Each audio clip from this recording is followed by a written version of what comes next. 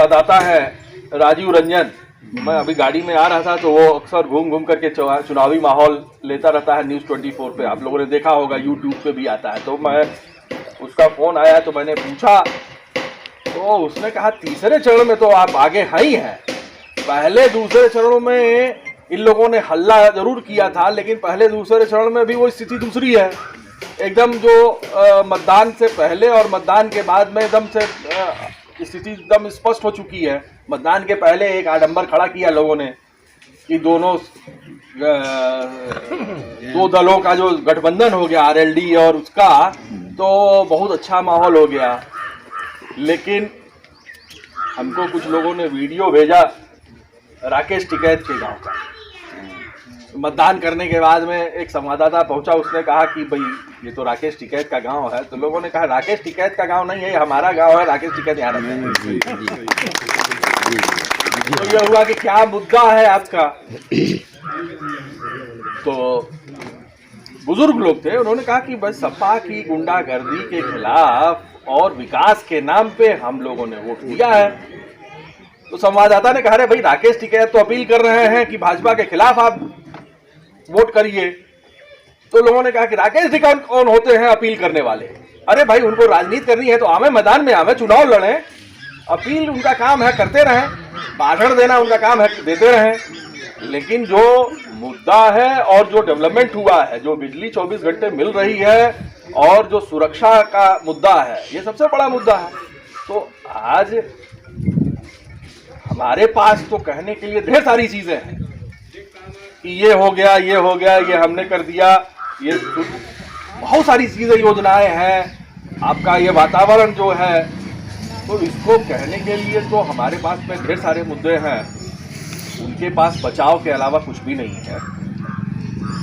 और इसी का नतीजा है कि एक माहौल बना है जिसमें हर वर्ग के लोग जो है शामिल हो रहे हैं। तो सबको शामिल करके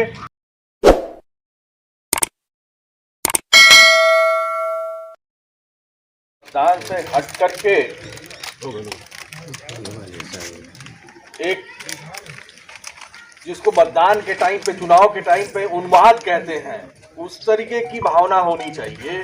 उस तरीके का अगर संदेश जाएगा तो वो संदेश जो है वो पूरी विधानसभा क्षेत्र में ये जाएगा कि सारे लोग जो है नारायणापुर न्याय पंचायत, निवास, गौर, बिदौली, ये सब जो है वो एक तरफा है। आज जा भी रहा है संदेश। आज जगह जगह अब तो चर्चा शुरू हो गई। अब जैसे उरुआ और गोला के विषय में तो कोई बात ही नहीं करने के लिए तैयार है। सारे लोग कहते हैं कि अब यहाँ तो विपक्षियों की बात कर रहा हूँ मैं, वो लोग भी मान रहे हैं कि वो गोला और उरुआ में लड़ाई के बाहर हैं। और यहाँ 2 नंबर की लड़ाई के संघर्ष में सपा और बसपा है। 2 नंबर पे कौन रहेगा, 2 नंबर वाली सीट किसके लिए, कौन उस पे काबिज होगा, इसकी लड़ाई चल रही है।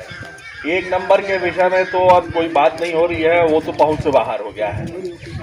लेकिन एक इस मजबूत स्थिति में अक्सर ऐसा देखा जाता है कि जब स्थिति बहुत मजबूत हो जाती है तो लोग थोड़ा आश्वस्त हो जाते हैं और आश्वस्त हो जाते हैं कि अबे अब तो जीतते बात है। तो जीतते बात है तो जीतले के वो आश्वासन में, वो आश्वस्ता में सब लोग सीमित हो जाते हैं अपने अपने तक ही कि ठीक है भाई हमन के वोट तो डरबे करब। नहीं, उसकी आवश्यकता नहीं है। आवश्यक ये है कि हम जो है अपना मतदान प्रतिशत कितना ज्यादा बढ़ा। बहुत सी चीज़ें लोगों क्लियर कर दिया। एक सवाल मैं पूछना चाहूँगा आपसे, और आप काफ़ी क्षेत्र के ही नेता हैं, क्षेत्र के ही आप बिलोंग करते हैं। जब तक चिल्लू पार्क से विधानसभा का चुनाव हुआ है, अब तक जो है बीएसपी से कैंडिडेट या तिवारी जी थे तो जीते आए हैं, क्या आपके पास भाजपा इतिहास को तोड़ेगी? अवश्य तोड़ेगी। और जैसा मैंने कहा, ये जनमानस जो है उसके लिए मन बना चुका है, तैयार है।